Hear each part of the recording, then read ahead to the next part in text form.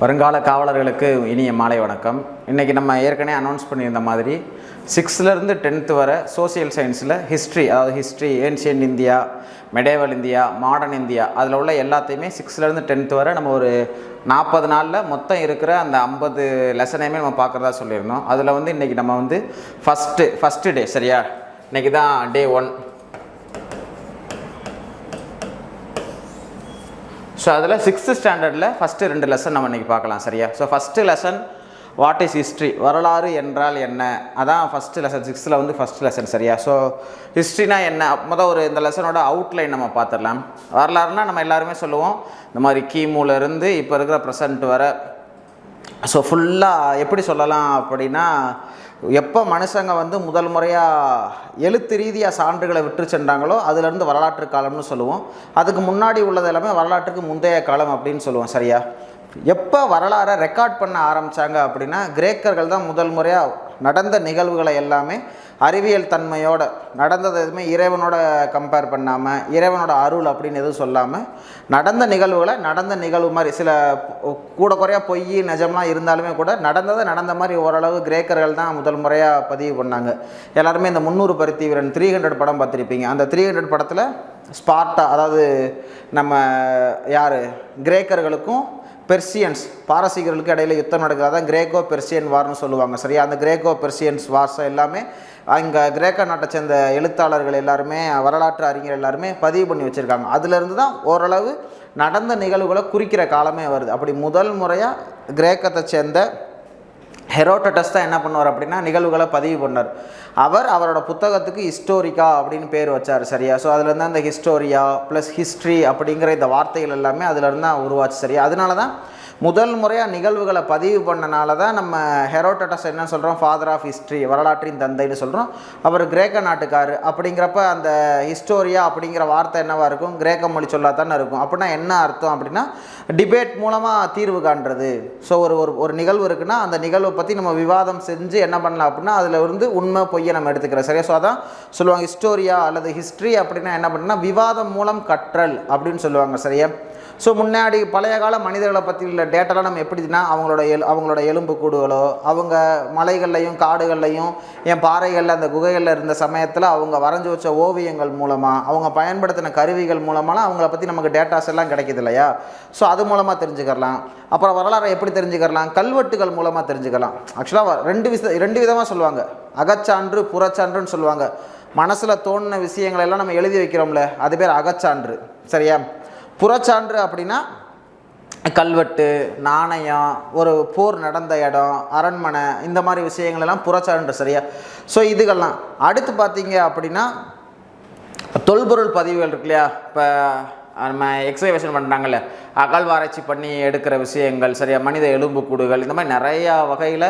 So இலக்கிய சான்றாகவும் அகச்சான்றாகவும் புறச்சான்றாகவும் பல வழியில் நம்ம என்ன பண்ணலாம் அப்படின்னா வரலாறு ரீதியான விஷயங்களை நம்ம தெரிஞ்சுக்கலாம், சரியா? ஸோ அதில் இதுதான் வரலாறை கற்றுக்கிறது அப்படின்னு. அந்த இதில் நமக்கு அசோகரை பற்றி எக்ஸ்ட்ரா சில டேட்டா வரும், அதை நம்ம அங்கே வர்றப்ப பார்க்கலாம். இப்போ ஃபஸ்ட்டு என்ன சொல்கிறாங்க அப்படின்னா, கடந்த கால நிகழ்வுகளின் கால வரிசை பதிவு, அதுக்கு தான் என்ன பேர், வரலாறுன்னு பேர், சரியா? மார்க்ஸ் சொல்கிற மாதிரி முன்னாடி கால மனிதர்களோட சாதனைகளை தான் நம்ம வரலாறுன்னு சொல்கிறோம். அந்த மாதிரி கடந்த கால நிகழ்வுகளின் கால வரிசை, நடந்து முடிஞ்ச விஷயங்களை நம்ம ஒரு குரோனிக்கல் ஆர்டராக பதிவு பண்ணுறது தான் என்ன பேர், வரலாறு அப்படின்னு பேர், சரியா? அடுத்து ஹிஸ்டோரியா. ஸோ ஹிஸ்டோரியா அப்படின்னா ஏற்கனவே நம்ம சொன்ன மாதிரி ஹெரோடட்டஸ் அவர் எழுதின புத்தகத்துக்கு வச்ச பேர் தான் ஹிஸ்டோரியா. இந்த ஹிஸ்டோரியா அப்படிங்கிற இந்த வார்த்தையில் இருந்து தான் என்ன சொல் உருவாச்சு, ஹிஸ்ட்ரி அப்படிங்கிற சொல் உருவாச்சுன்னு இப்போ தான் பார்த்தோம். அப்போ இந்த ஹிஸ்டோரியாங்கிற வார்த்தை என்ன சொல், கிரேக்கம். ஏன்னா அவர் எந்த நாட்டுக்காரரு, அவர் கிரேக்க நாட்டுக்காரர், ஓகேவா? அப்புறம் இந்த ஹிஸ்ட்ரினா என்னன்னு சொன்னோம், விவாதம் மூலமாக கற்றல் அப்படின்னு நம்ம சொன்னோம், சரியா? Right, okay. அப்புறம் இந்த கிமு கிபி எதன் அடிப்படையில் பிரிக்கிறாங்க, இயேசு கிறிஸ்துவோட பிறப்பின் அடிப்படையில் பிரிக்கிறாங்க. அவர் பிறந்ததுக்கு முன்னாடி வர உள்ள காலம் கிமு, கிறிஸ்துவத்துக்கு முன்பு. அடுத்து அவர் பிறந்ததுக்கு அப்புறம் உள்ளது என்னென்னா கிபி அப்படின்னு சொல்கிறோம். இன்றைக்கி தேதியில் ஒரு மதத்தை சார்ந்த ஒரு நபரை வச்சு நம்ம குறிக்க வேணான்னு சொல்லி என்ன பண்ணுறாங்க அப்படின்னா காமன் எரா, பொது ஆண்டுன்னு சொல்கிறாங்க. பொது ஆண்டுக்கு முன்புனா கிமு, பொது ஆண்டு அப்படின்னா அது வந்து கிபின்னு குறிக்கும். சரியா, ரைட், ஓகே. ஸோ ஹிஸ்டோரியா அப்படிங்கன்னா என்ன, இந்த மாதிரி விவாதம் மூலமாக கற்றல்.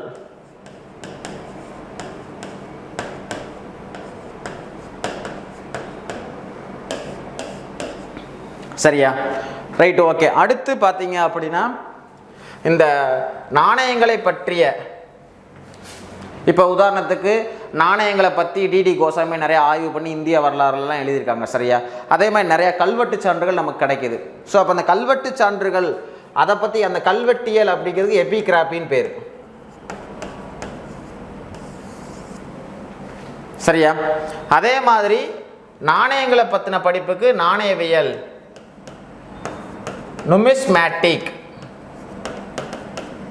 நாணயங்களை பற்றி படிக்கிறதுக்கு என்ன பேர், நாணயவியல்னு பேர். இப்போ கல்வெட்டுகளை பற்றி படிக்கிறது கல்வெட்டியல், எபிகிராபின்னு சொல்லுவாங்க.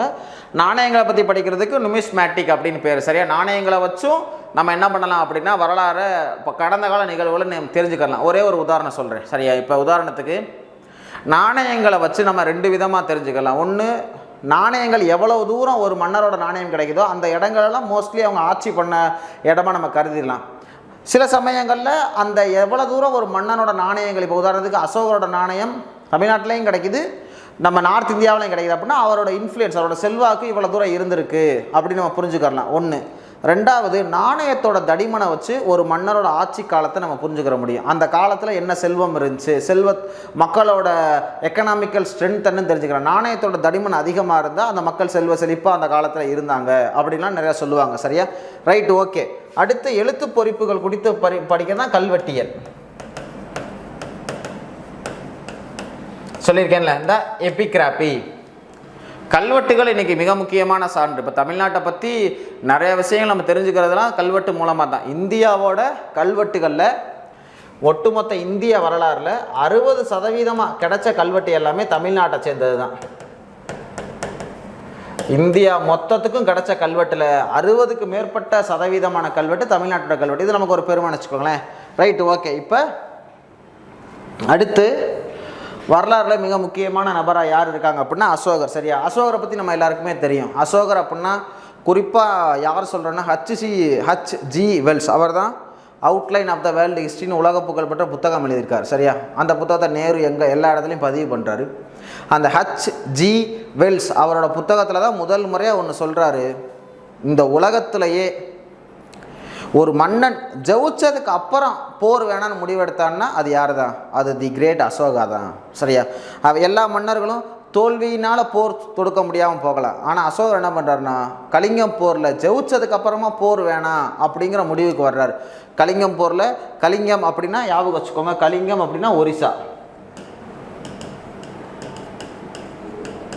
கலிங்கம் அப்படின்னா இன்றைக்கி இருக்கிற என்ன ஏரியா, ஒரிசா. சரியா, ஸோ அப்போ கலிங்க போருக்கு அப்புறமா அவர் என்ன பண்ணுறாருனா இனிமேல் போர் வேணாம் அப்படிங்கிற முடிவுக்கு யார் வர்றா, அசோகர் வர்றார். ஏன்னா அந்த போரில் தான் சைடும் சரி எதிரி சைடு சரி ஜெயிச்சிட்டார் இவர். ஆனால் எதிரி சைடுகள் அவ்வளோ பேர் இறந்தது வந்து இவருக்கு மனசு ரொம்ப கஷ்டமாகுது. சரியா, ஸோ அதனால் அப்புறம் என்ன பண்ணுறாருனா இவர் தான் உலகத்திலே முதல் முறையாக தி சோசியல் வெல்ஃபேர், சமூக நல அரசு, உலகத்திலேயே முதல் முறையாக சமூக நல அரசு நடத்தினவர் யார் அப்படின்னா உலகத்திலே முதல் முறையாக யார் தான், அதுவும் தி கிரேட் அசோகர் தான். உலகத்திலே முதல் முறையாக விலங்குகளுக்கு, மனிதர்களுக்கும் ப்ளஸ் அவர் மனிதர்களுக்கும் வச்சுருக்காரு, விலங்குகளுக்கும் வச்சுருக்காரு. ஸோ விலங்குகளுக்கு மருத்துவம் இது பண்ணது யார், விலங்குகளுக்குன்னு தனியாக ஒரு கேட்டில்ஸுக்குன்னு அனிமல்ஸுக்குன்னு ஒரு ஆஸ்பத்திரி வச்சுருந்தது யார் அப்படின்னா அசோகர் தான். பௌத்த மதத்தை ஏற்றுக்கிட்டதோடு இல்லாமல் பௌத்த மதத்தை உலக மதமாக மாற்றினது யார், அசோகர் தான். ஸோ என்ன பண்ணார்னா அசோகர் தன்னோட வாரிசுகளை, தன்னோட அமைச்சர்களை, சரியா, எல்லாமே என்ன பண்ணார் அப்படின்னா எல்லா இடங்களுக்கும், குறிப்பாக ஸ்ரீலங்காவாக இருக்கட்டும், சீனாவாக இருக்கட்டும், எல்லா நாடுகளுக்கும் அவர் என்ன பண்ணுறாரு, அனுப்புகிறார். ஸோ இப்படி பௌத்தத்தை அவர் ஏற்றுக்கிட்டதும் இல்லாமல் பௌத்தத்தை உலகம் முழுக்க நிறைய நாடுகளுக்கு அவர் என்ன பண்ணார்னா ஸ்ப்ரெட் பண்ணார். சரியா, ஸோ அப்போ அப்படிப்பட்ட அசோகர் இருக்காங்க இல்லையா, அந்த அசோகரோட பெயரே நமக்கு ரொம்ப வருஷமாக வரலாறு தெரியாமல் இருந்துச்சு. அசோகரோட பெயர் எல்லா இடங்கள்லையும், அவரோட கல்வெட்டுகள் எல்லாத்துலேயுமே என்ன இருக்குன்னா தேவநாம்பியா பியதாசி, சில புத்தகங்களில் தேவநாம்பியா பிரியதர்சினின்னு சொல்லுவாங்க. ஸோ அப்படி தான் எல்லா இடத்துலையும் இருக்குது. அந்த ஒரே ஒரு மஸ்கி கல்வெட்டில் மட்டும்தான் அசோகர்னு இருக்குது. ஸோ இந்த மஸ்கி கல்வெட்டில் உள்ள அசோகர் தான் எல்லா கல்வெட்டில் உள்ள தேவனாம்பிய பிரியதர்ஷினி அப்படின்னு கண்டுபிடிச்சது யாருன்னா ஜேம்ஸ் பிரின்செப்.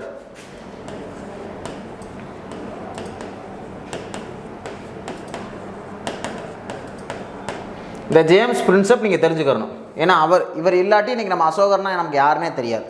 சரியா? ஸோ அப்படிப்பட்ட அவர் பௌத்த மதத்தை ஃபாலோ பண்ணார். பௌத்த மத கொள்கைகளை மக்கள்கிட்ட இது பண்ணாங்க. பௌத்தம் சார்ந்த கான்ஃபரன்ஸ், அதாவது மாநாடுகள் நடத்துகிறாங்க. இது தெரிஞ்சுக்கிட்டால் இப்போதைக்கு போதும். இப்போ கேள்விக்கு போவோம். வெற்றிக்கு பின் போரை துறந்த முதல் மன்னர் யார்? அசோகர் தான். உலகின் முதல் மன்னர் கூட சொல்லலாம். வெற்றிக்கு பின் உலகத்தில் முதல் முறையாக போரை துறந்த மன்னர் யார்? அசோகர் தான். உலகிலேயே முதலாக விலங்குகளுக்கு மருத்துவமனை அமைத்தவர் யார்? அசோகர் தான். ஏன்னா அவங்க என்ன பண்ணாங்க அப்படின்னா புத்த மதத்தை ஏற்றுக்கிட்டனால அனைத்து உயிர்களையும் சமமாக பார்க்குறாங்க. பௌத்தம் என்ன சொல்லுது? விலங்குகளை பலியிடக்கூடாதுன்னு சொல்லுது. சரியா? ஸோ அப்போ விலங்குகளை இவங்க பலியிட வேணாம். விலங்குகளுக்கு ஒரு காயம்னா அது நமக்கு எப்படி வலிக்குதோ அதே மாதிரி அதுக்கு வலிக்கும் அப்படிலாம் அவங்க நினச்சாங்க. சரியா? யாருடைய காலத்தில் புத்தம் ஆசியா முழுவதும் பரவியது? யார்? அசோகர் தான். அசோகரோட வாரிசுகள் இலங்கைக்கு கூட என்ன பண்ணியிருப்பாங்க? புத்தர் முக்தி அடைஞ்சிருப்பார்ல, புத்தர் முக்தி அடைஞ்ச அந்த அரச மரம் இருக்குல்ல, அந்த அரச மரத்தோட கிளையை உடச்சிட்டு போய் இங்கே ஸ்ரீலங்காவில் போய் அதை நட்டு வச்சு வளர்த்ததெல்லாம் சொல்லுவாங்க. சரியா? ஸோ இப்படி ஆசியா முழுவதும் பரவச்சது இவர் தான். சரியா? அடுத்து நம்ம தேசிய கொடியில் உள்ள அந்த 24 ஆரமுள்ள சக்கரம் இருக்குல்ல, அது எந்த தூண் அப்படின்னா ஓரளவு எல்லாருக்குமே தெரியும். சாரநாத் தூண். அசோகரோட சாரநாத் தூணில் தான் இது பண்ணாங்க. சரியா? அசோகர் குறித்த வரலாற்று ஆவணங்களை தொகுத்தவர் நிறைய பேர் தொகுத்துருக்காங்க. சரியா? நம்ம ஜேம்ஸ் பிரின்சப்பாக இருக்கட்டும், வின்சென்ட் ஆர்த்தர் ஸ்மித், விஎஸ் ஸ்மித்தாக இருக்கட்டும், நிறைய பேர் தொகுத்துருக்காங்க. உங்களுக்கு ஸ்கூல் புத்தகங்களில் கொடுத்தது மிக முக்கியமானதுன்னா சார்லஸ் ஆலன். அந்த சார்லஸ் ஆலன் தான் என்ன பண்ணுறாரு அப்படின்னா அசோகர் அப்படிங்கிற இந்த மன்னர் இந்திய வரலாறுல எப்படி மக்களுக்கு தெரிய ஆரம்பித்தாங்க அப்படிங்கிறத பற்றி புகழ்பெற்ற ஒரு புத்தகம் எழுதியிருக்காரு.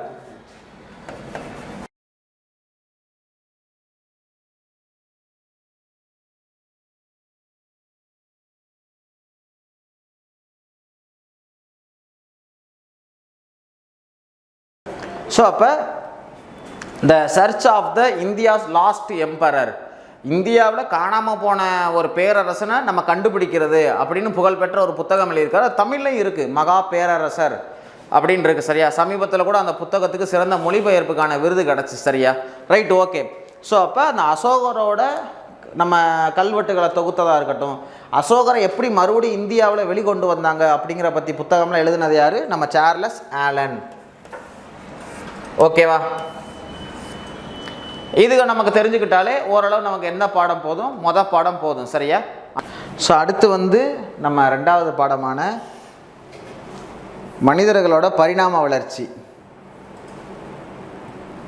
சரியா? மனிதர்களோட பரிணாம வளர்ச்சியை பொறுத்தவரை நம்ம எல்லாருமே இப்போ மனிதன் எப்படி இந்த பூமிக்கு வந்தாங்கிறத 2 கான்செப்டாக உலகம் முழுக்க அதிகமாக சயின்ஸ் படி எல்லோரும் என்ன பண்ணுறாங்க அப்படின்னா மனித குரங்குலேருந்து ஒரு கிளை பிரிஞ்சு மனுஷங்க உருவானாங்க. சார்லஸ் டார்வினோட நிறைய பேரோட அந்த எவாலுவேஷன் பரிணாம வளர்ச்சி கோட்பாடை ஏற்றுக்கிறவங்க. ஸோ சயின்ஸ் படி இவங்க நிறைய பேர் சயின்ஸை விட எங்களுக்கு கடவுள் அப்படின்னு நினைக்கிறவங்க என்ன சொன்னால் அந்த ஒரு பைபிள் அடிப்படையில் இல்லை கடவுள் படைச்சாங்க அப்படின்னு சொல்கிறாங்க. சரியா? ஸோ அதுக்கு இடையில் எப்போயுமே கடவுளுக்கும் சயின்ஸுக்கு இடையில மோதல் நடந்துக்கிட்டே இருக்கும்.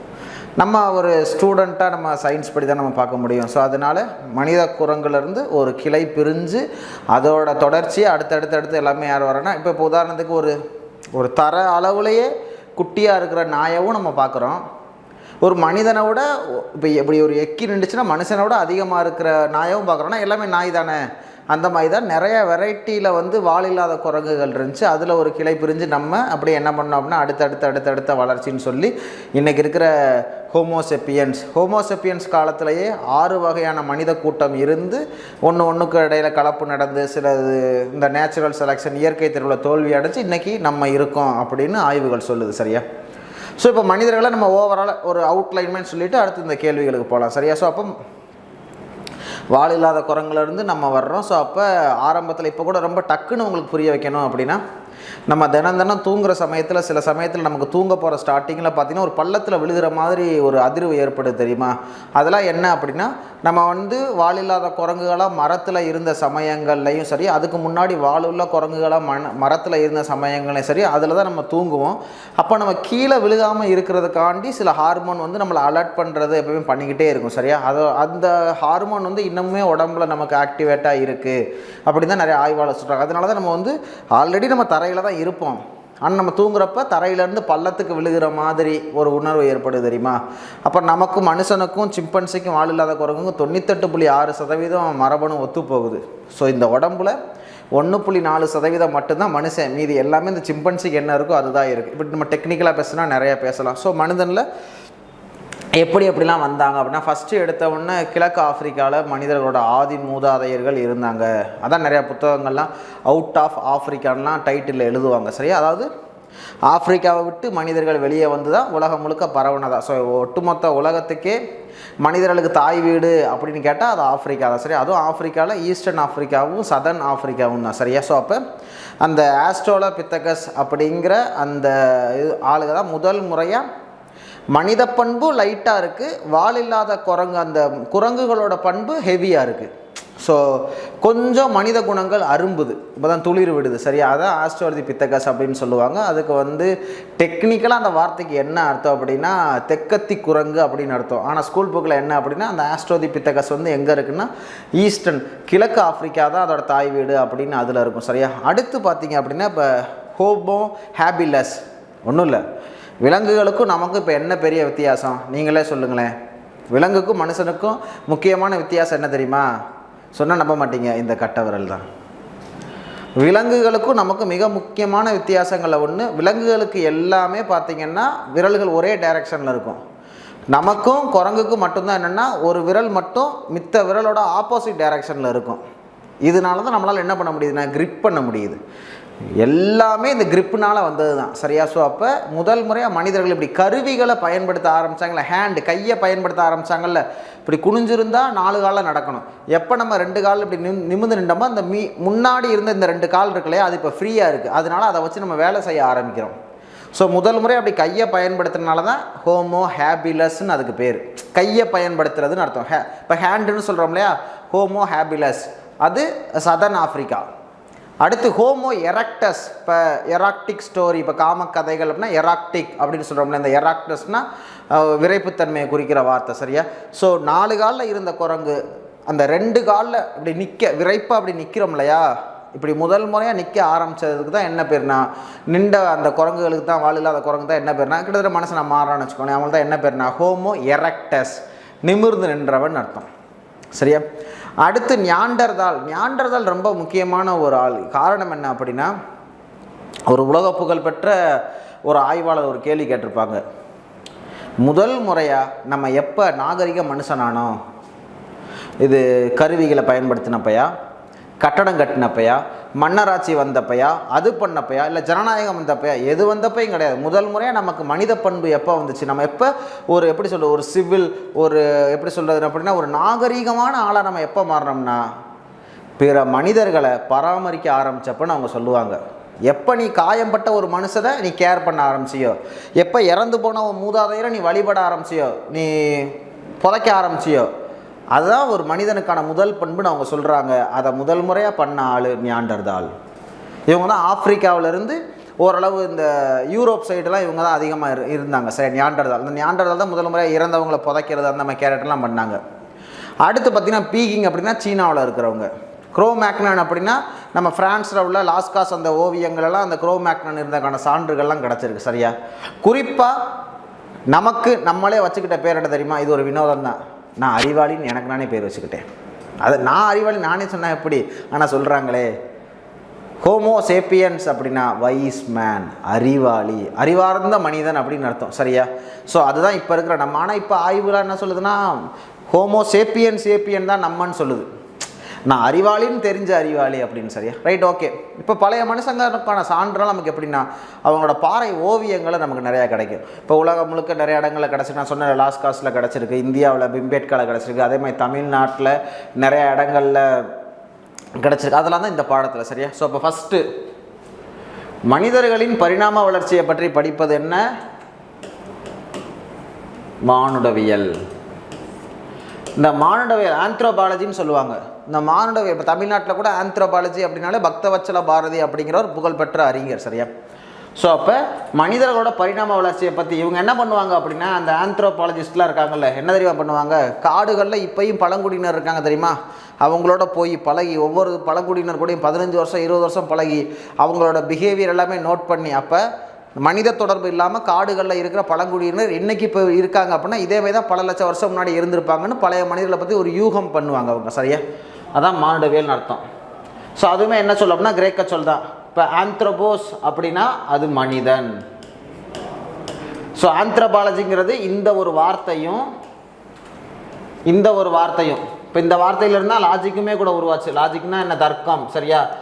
இதெல்லாம் அப்படின்னா என்ன அர்த்தம்னா எண்ணங்கள், தாட்ஸ் அப்படின்னு அர்த்தம். மனிதனை பற்றிய எண்ணங்களை வளர்க்கும் பாடப்பிரிவுன்னு சொல்லலாம். சரியா? அதான் மானுடவியல். அடுத்து குரோமேக்னன் அந்த வாழ்ந்த இடம் என்ன? பிரான்ஸ். இப்போ தான் நம்ம பார்த்தோம். இவங்களோட பற்றின ஓவியம் எங்கே கிடச்சிருக்கு? லாஸ்காஸில், ஃப்ரான்ஸில் உள்ள லாஸ்காஸில் அந்த ஓவியங்கள்லாம் கிடச்சிருக்கு. சரியா? Right, okay. இப்போ மனிதர்களோட வாழ்விடங்கள் நான் ஏற்கனவே சொன்னேன். ஆஸ்ட்ரலோபித்தகஸ் அப்படின்னா அது வந்து கிழக்கு ஆப்பிரிக்கா.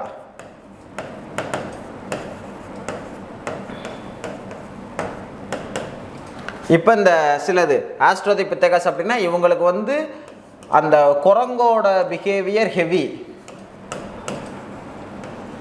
இவங்களுக்கு மனிதரோட பழக்கங்கள் கொஞ்சம் இருந்துச்சு. ஸோ மனிதனும் குரங்கும் கலந்த அதுக்கு முன்னாடி எல்லாமே குரங்கு பிஹேவியராக இருக்குது. இந்த எலும்பு கூடலாம் முதல் முறையாக என்ன பிஹேவியர் வருது அப்படின்னா கொஞ்சம் மனிதத்தன்மை வருது. சரியா? அதனால ஆஸ்ட்ரோபித்தகஸை முதல் முறையாக மனிதன் சார்ந்த ஒரு விஷயம். அடுத்து ஹோமோ ஹேபிலஸ்னால் நான் சொன்னேன், அது கையை வந்து ஆயுதமாக பயன்படுத்துச்சு, கருவிகளை பயன்படுத்தி டூல்ஸ் பயன்படுத்தினது. சரியா? இது தென்னாப்பிரிக்கா. ஹோமோ எரெக்டஸ் நான் சொன்னேன். ஹோமோ எரெக்டஸ்னால் என்ன? நிமிர்ந்து நின்ற மனிதன் அப்படின்னு அர்த்தம். சரியா? அது தென்னாப்பிரிக்கா. நியாண்டர்தால் அப்படின்னா இந்த நியாண்டர்தாலுக்கு நம்ம தெரிஞ்சுக்கிற வேண்டிய முக்கியமான விஷயம் என்ன? அவங்க தான் இறந்தவர்களை புதைக்கிறதும், கூட இருந்த மனிதர்களுக்கு அடிபட்டால், இப்போ உதாரணத்துக்கு அடிபட்டால் அவங்களுக்கு கையில் கட்டு போட்டு பாதுகாக்கிறது, அதோட முக்கியம் முதியவர்களை பாதுகாக்கிறது. நியாண்டர்தால் பண்ணாங்க. சரியா? ஸோ இவங்களாம் என்னென்னா யுரேசியான்னு சொல்லுவாங்க. அதாவது ஐரோப்பா ப்ளஸ் ஏசியா எல்லா இடத்துலையும், இதை குறிப்பாக ஐரோப்பா தான் இவங்களுக்கு முக்கியம். சரியா? குரோமேக்னன்னு சொன்னோம். இந்த மாதிரி ஃப்ரான்ஸு, பீகிங் அப்படின்னா அந்த பேர்லேயே இருக்கு இல்லையா, சீனா. ஹோமோசேப்பியன்ஸ் உலகம் முழுக்க. ஹோமோசேப்பியன்ஸ்னால் வேறு யாரும் இல்லை, நம்ம தான் ஹோமோசேப்பியன்ஸ். சரியா? இப்போ சேப்பியன்ஸ் அப்படின்னு கூட யுவால் நோவா ஹராரி எழுதின புத்தகம் உலகம் முழுக்க புகழ் பெற்ற சேப்பியன்ஸ், நம்மளை பற்றின கதை அந்த புத்தகம். சரியா? ஸோ அடுத்து ஹைடல்பர்க் அப்படின்னா ஜெர்மனி. ஓகேவா? தீப்பெட்டியை பயன்படுத்தாமல் இன்றைக்குமே நம்ம தமிழ்நாட்டில் பழங்குடியினரை பற்றி ஆய்வு பண்ணுற ஆளுங்க எல்லாருமே போகிற இடம் ஊட்டி தான். ஊட்டியில் மட்டுமே நிறையா பழங்குடியினர் இருக்காங்க. இப்போ உங்களுக்கு தெரியுமா, தோடர்கள், படுகாஸ் அப்படி நிறையா இருக்காங்க இல்லையா? ஸோ தீப்பெட்டியை பயன்படுத்தாமல் நெருப்பை உருவாக்குற அந்த பழங்குடியினர் எங்கே இருக்காங்க? நீலகிரியில் இருக்காங்க. சரியா? Right, okay. நான் சொன்னேன் பழைய கால மனுஷங்களை தெரிஞ்சுக்கிற அந்த ஓவியங்கள் ரொம்ப யூஸ்ஃபுல்லாக இருக்கும் இல்லையா? இப்போ கீழ்வளை அப்படின்னா விழுப்புரம், உசிலம்பட்டி எல்லாருக்குமே தெரியும், மதுரை. குமுதபதி, மாவடைப்பு இது ரெண்டுமே என்னது? கோவை. இது நீலகிரி. ஓகேவா? ஸோ அப்போ இதுக்கு தான் மனித பரிணாம வளர்ச்சியை பற்றி இந்த பாடங்களை நம்ம இது தெரிஞ்சுக்கிட்டால் ஓரளவு நமக்கு பிசி எக்ஸாமுக்கு போதுமானது. சரியா? ஸோ டே 1ல் இந்த 2 இது நம்ம பார்த்துருக்கோம். அடுத்து டே 2ல் இன்னும் 2 அப்படி நம்ம பார்க்கலாம். சரியா? ஓகே, நன்றி.